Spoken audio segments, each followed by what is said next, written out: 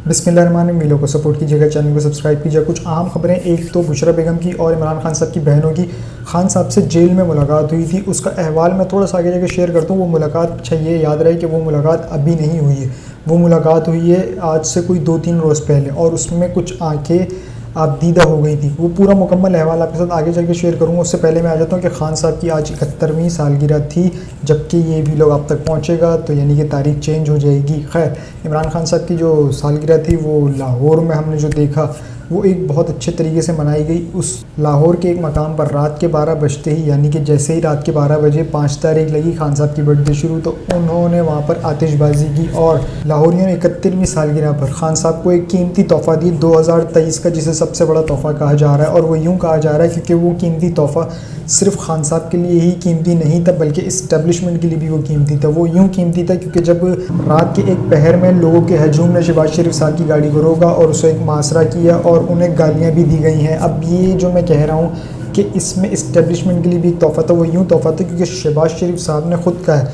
कि मैं तो इस्टेब्लिशमेंट की आंखों का तारा हूँ। जिनकी आंखों का तारा था उसने तो खाली गालियाँ। अब वो उनकी आंखों का तारा तो था, क्या वो आवाम की आंखों का तारा था? बिल्कुल भी नहीं। उसे ज़बरदस्ती लाया गया। जब ज़बरदस्ती लाया गया और वो आवाम के हत्थे चढ़ गया, अब जब उसकी टर्म ख़त्म हो गई ना, तो अब अकेले बिना सिक्योरिटी के, तो अब उसको आवाम ने धर लिया है। तो ये इसका रिएक्शन आना शुरू हुआ है और ये खान साहब के लिए एक ख़ास तोहफ़ा भी था कि ये देख लें जिन लोगों ने आपके साथ किया है ना, उसका हाल हमने क्या कर दिया। अगर आप ये लगता है खान साहब कि अब भी आपको ऐसा लगता है कि हम इन्हें कबूल कर लेंगे, तो हम इन्हें कबूल नहीं कर रहे हैं, हम इन्हें रद्द कर रहे हैं। और इसी चीज़ को मद्देनज़र रखते हुए नवाज़ शरीफ साहब ने एक बड़ा फ़ैसला किया, और वो बड़ा फ़ैसला ये है कि अब एक 2 ग्रुप्स हो गए। एक ग्रुप कह रहा है कि नवाज़ शरीफ साहब को आना चाहिए, और दूसरा ग्रुप जो है वो सरगर्म हो गया कि नवाज़ शरीफ साहब को नहीं आना चाहिए। अब वो दूसरा ग्रुप कौन है? वो दूसरा ग्रुप वो है जो आंखों के तारे का ये हाल देख के परेशान है। कहीं ऐसा नहीं मियाँ साहब आ रहे हो तो वो भी कोई लित्तर चित्तर खा लें, लित्तर चित्तर भी खा लें, गालियाँ भी खा लें, तो क्या इज़्ज़त रहेगी।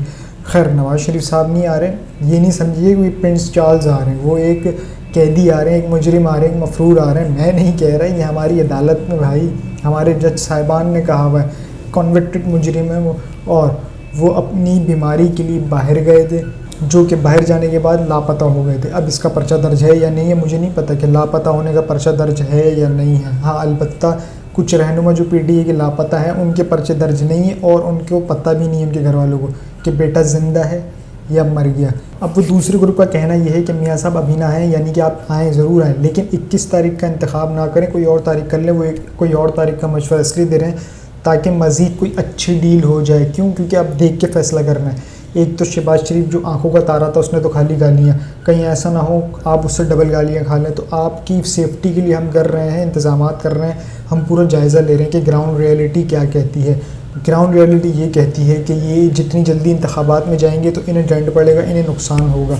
हाँ, जितनी ताख़ीर होगी तो थोड़ा इन्हें फ़ायदा होगा। वो फ़ायदा इन्हें यूँ होगा क्योंकि लोगों की, मैंने पहले भी कहा था, ये दोबारा दोहरा देता हूँ कि ये लोगों की याददाश्त से खेलते हैं कि जिस तरह वक्त गुजरता जाएगा लोग भूलते जाएंगे, तो फिर उस दिन नमूदार होंगे। तब तक थोड़ा बहुत आप भूल चुके होंगे, फिर तो सिर्फ एक ही होगा, मियाँ दे नारे बजणगे और कुछ नाच रहे होंगे पटवारी शटवारी। लेकिन इस्तकबाल इस तरह नहीं होना चाहिए। मेरा तो ये मानना है कि ये जब दुबई पे पहुँचें या सऊदीया पहुँचें तो FIA पहले जाके अलर्ट हो जाए और वो आए उन्हें गिरफ़्तार करके जेल में बंद कर दें। क्यों? क्योंकि वो एक मुजरिम है, वो कोई कौमी हीरो नहीं है। जो कौमी हीरो था वो जेल के अंदर पड़ा है, और कौमी हीरो का नाम सिर्फ मैं नहीं दे रहा हूँ, ये आलमी दुनिया मानती है। खैर, आज PCB ने एक अच्छा काम किया, वो ये किया कि उन्होंने एक ट्वीट ज़रूर किया, इमरान खान साहब को विश किया, वरना माजी में हमने देखा था जो उन्होंने एक प्रोमो जारी किया था उसमें तो खान साहब को ही जिक्र ही हटा दिया था कि वो 92 का वर्ल्ड कप जिताया किसने, जिस पर उन्हें बड़े तनकीद का सामना करना पड़ा था। इसके अलावा भारत के सहाफ़ी हैं, स्पोर्ट्स सहाफ़ी हैं विक्रांत गुप्ता, उन्होंने भी खान साहब को मुबारकबाद दी, या आप ट्वीट भी देख सकते हैं। और आज मुल्क भर में कुरान खानी कराई गई और दुआ खैर कराई गई खान साहब के लिए, जो कि सब जगह अच्छा रहा। लेकिन एक लाहौर में एक तशवीशनाक सूरत हाल रही, वो ये कि वहाँ पर जब लोग पहुँचने लगे तो कैदी वाली वैन आ गई और पुलिस की भारी नफरी आ गई, कहाँ ज़मान पार्क के बाहर। जबकि ये देखा जाए कि वहाँ पे कोई दहशतगर्द नहीं आ रहे थे, ना फिर वहाँ पर कोई PTA के झंडे लेकर आ रहे थे, ना कोई डंडे लेकर आ रहे थे, ना कोई प्लास्टिक के पेट्रोल बम लेकर आ रहे थे। वो तो सिर्फ अपने हाथ में कुरान शरीफ उठा के आ रहे थे। क्यों? क्योंकि उन्होंने वहाँ पर आना था, कुरान खानी करनी थी, दुआ खैर करनी थी, उसके बाद अपने अपने घर चले आना था। कोई जलसा नहीं था, कोई प्रोटेस्ट नहीं था, कोई धरना भी नहीं था। लेकिन ये अमल हमें वहाँ पर देखने को दिखा है। अब आ जाता हूँ थोड़ा सा मैं इस तरफ, जो कि कल एक जज साहब हैं कामरान शाहिद साहब, उनके शो में उस्मान डार साहब की शिरकत थी और वो शिरकत करने के बाद लापता हो गए। वो पूरे 24 घंटे के बाद अपने घर पहुँचे हैं, या फुटेज भी देख सकते हैं, यानी कि वो 24 घंटे तक कहाँ थे, पहली बात तो ये। दूसरी चीज़ है कि कामरान शाहिद का इंतखाब क्यों किया गया। अब बकौल कामरान शाहिद के कि उस्मान डार साहब मेरे दोस्त हैं, ठीक है। अब मेरी बात आप ये देख लीजिएगा, उस्मान डार साहब मेरे दोस्त हैं, करीबी दोस्त हैं। इनके भाई मुझसे राब्ते में थे, उस्मान डार साहब के भाई जो कि दुबई में है वो मेरे से राब्ते में थे, ठीक है। अब आज दुनिया न्यूज़ पर एक शो आता है 7 बजे, खैर मुझे नाम नहीं मालूम। अब उस शो के अंदर कामरान शाहिद को बिठाया जाता है और फिर उनसे चंद सवालात होते हैं पीटीआई के, और उनसे चंद सवालात होते हैं। अब उन चंद सवालात के जवाब में ना उनका एक जवाब बड़ा कीमती था। वो जवाब ये था कि उस्मान डार साहब मेरे दोस्त हैं, करीबी दोस्त हैं, फैमिली टर्म्स भी कह सकते हैं आप। और उसमें उनके भाई का भी जिक्र किया जो कि दुबई में रहता है। वो मुझसे अप्रोच में था, मुझसे राब्ते में था, और वो कह रहा था कि मुझे कह रहा था, मुझे यानी कि जज साहब को, कि आप थोड़ा कुछ करवाएं और मेरे भाई के लिए रिहाई करवाएं।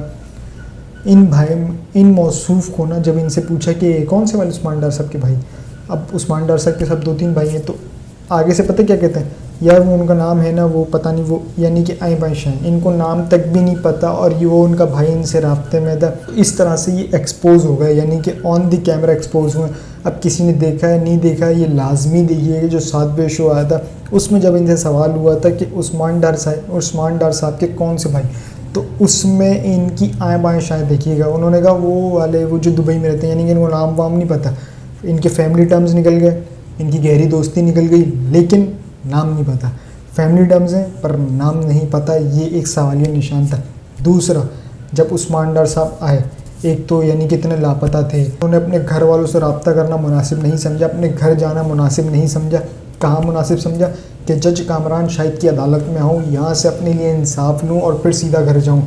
वैसे आपको एक चीज़ और बता दूँ कि जिस तरह एक आंखों का तारा वो थे शहबाज शरीफ साहब, उसी तरह दूसरी तरफ भी एक आंखों का तारा, और वो है कामरान शाहिद साहब, जज कामरान शाहिद। ये कोई सहाफ़ी नहीं है, ये एक जज हैं, और इन्होंने कल फैसला जारी कर दिया है कि उस्मान डार साहब बेकसूर, उन्होंने कुछ नहीं किया। जज साहब को और इस्टेब्लिशमेंट को शायद, मैं पता नहीं कहना चाहिए नहीं कहना चाहिए, लेकिन एक हज़ीमत का सामना करना पड़ा। वो हज़ीमत का सामना यूँ करना पड़ा क्योंकि इस शो के बाद कुछ लम्हे बाद उस्मान डार साहब की वालदा का वीडियो पैगाम आ गया, और उस वीडियो पैगाम में उन्होंने कुछ आड़े हाथों लिया चंद शख्सियात को।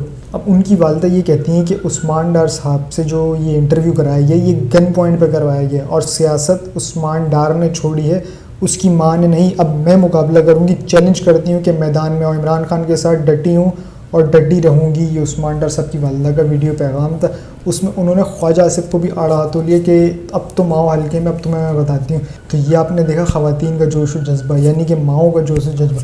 अब उस शख्स के साथ जब इतनी कौम है, ये माएँ हैं, ये बहनें हैं, ये बेटियाँ हैं, और अब तो नए नौजवान भी हैं, तो उस शख्स को कोई मात दे सकता है? कभी भी नहीं। अब जो मैं आगे आपके साथ शेयर करूँगा उससे आपको और क्लियरिटी होगी।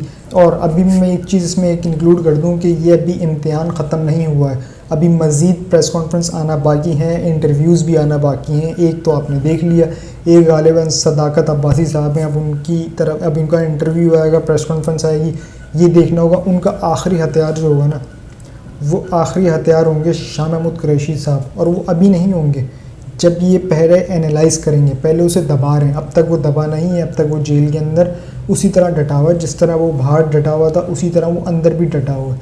अगर तो वो इस तरह से रहा और इनसे नहीं टूटा, वो नहीं बिका, उसने नहीं डील की, वो नहीं झुका, तो फिर आखिरी हथियार एक ही होगा, और वो होंगे शाह महमूद कुरैशी साहब। शाह महमूद कुरैशी साहब के बाद जब वो बाहर आएंगे, शाह महमूद कुरैशी, तो वो लीड करेंगे और पार्टी को वो लीड करके फिर इस तरह से वो इलेक्शन में जाएंगे। लेकिन क्या ये हो पाएगा या नहीं हो पाएगा, ये एक बड़ा सवालिया निशान है। ये तो आने वाले दिनों में ही पता चलेगा। अब सबसे पहली प्रायोरिटी ये है कि इमरान खान साहब को रिहाई मिलती है या नहीं मिलती। जबकि ज़मानत वाला जो फैसला था वो कालादम करार कर दिया गया था। अब बचा सिर्फ एक साइफ़र केस। अब साइफ़र केस की समाअत तो चल रही है, अब देखना ये है कि इसमें खान साहब को ज़मानत मिलती है नहीं मिलती। अगर इसमें भी ज़मानत मिल गई तो फिर खान साहब आपको ज़मान पार्क में नज़र आएंगे। इसके अलावा अब ये किस पे धब्बा जाएगा कि यानी कि ये कौन है जो पकड़ दकड़ कर रहे हैं। पहले तो चलो पीडीएम की हुकूमत थी, उन पर एक इल्ज़ाम जाता था कि ये पीडीएम का करा धरा है, ठीक है, अब तो पीडीएम की हुकूमत नहीं, अब तो निगरान सेटअप है, तो अब किस पे इल्ज़ाम जाएगा? अब डायरेक्टली इस्टेब्लिशमेंट की तरफ इशारा जाएगा। अब आ जाता हूँ मैं उस मुलाकात पे जिसका मैं आपसे जिक्र कर रहा था कि इमरान खान साहब की बुशरा बेगम से और अपनी बहनों से मुलाकात हुई थी, जिसमें कुछ आंखें अचक बाहर हो गई थी। उसका मुकम्मल अहवाल क्या था वो आपके साथ शेयर कर देता हूँ कि खान साहब जब उसका मुकम्मल अहवाल आपके साथ शेयर कर देता हूँ कि ये मुलाकात का जो दौरानियत है वो कम से कम 55 से 60 मिनट था, यानी कि लगभग कोई 1 घंटे की ये मुलाकात थी, जिसमें जब इमरान खान साहब, अब उसका मुकम्मल अहवाल ये है कि जेलर रूम में दाखिल होते ही बुशरा बेगम समेत खान साहब की बहनें उठ खड़ी हुई। इमरान खान ने शलवार कमीज़ पहनी हुई थी, तस्बीह हाथ में थी और शेप भी काफ़ी बड़ी हुई थी। खान साहब थोड़े कमज़ोर और आंखों के नीचे गिर्द बनना शुरू हो गए हैं। इस दौरान खान साहब ने बहनों के सर पे हाथ रखा और उन्हें हौसला दिया और ये एक ही अल्फाज कहे कि बस बस बस करो, मुझे कुछ नहीं होगा, मेरी कौम मेरे साथ है। इस मुलाकात में हमेशा की तरह एक अहलकार सर पर मौजूद था। अहलकार हमेशा मौजूद होते हैं जब ये मुलाकात हो रही होती है। खान साहब ने कहा ये मुझे तकलीफ़ देकर तोड़ना चाहते हैं, इन्हें लगता है मुझे अंधेरे में रख कर या 6 फुट के सेल में रख के तोड़ लेंगे, तो ऐसा नहीं होगा। इन्हें लगता है जब मैं सोने लगता हूँ तो ये सेल के बाहर शोर मचा के मुझे तकलीफ़ पहुँचाएंगे। तो इन्हें मैं ये कहता हूँ जिसे तुम तकलीफ़ समझते हो उसे मैं अल्लाह का इम्तिहान समझता हूँ, और अल्लाह अपने बंदे पर उसकी औकात से ज़्यादा वज़न नहीं डालता। मज़ीद आप मेरी कौम को पैगाम दें कि आज़ादी की जंग अपनी आखिरी मराहिल में है, मेरे फ़ाइनल कॉल का इंतज़ार करें और तैयारी करें। आज़ादी की जंग में कुर्बानियाँ देना पड़ती हैं, तकालीफ भी बर्दाश्त करना पड़ती हैं, लेकिन कामयाब वही ठहराता है जो साबित कदम और ला इलाहा इल्लल्लाह पर यकीन रखता है। मेरी कौम को कह दो कि कुरान में फ़रमाता है मौत का वक्त तय्युन है, फिर डरना किस लिए। आप तैयारी करें, इंशाल्लाह जीत हक की होगी। आपका कप्तान ना झुका है और ना ही अपनी कौम को झुकने देगा। ये थी उस मुलाकात का मुख्तसर से अहवाल जो मैंने आपके साथ शेयर किया। इमरान खान साहब ना झुक रहे हैं, ना बिक रहे हैं, ना डर रहे हैं। उन्होंने जाते हुए भी एक ही चीज़ कही थी और वहाँ जब मौजूद है तब भी एक ही चीज़ कही थी कि इमरान खान ना कभी झुका है और ना ही अपनी कौम को कभी झुकने देगा। अब तक के लिए इतना ही जी। अपना और इस चैनल का ख्याल रखिएगा, चैनल को सब्सक्राइब ज़रूर कीजिएगा। अल्लाह हाफ़िज़।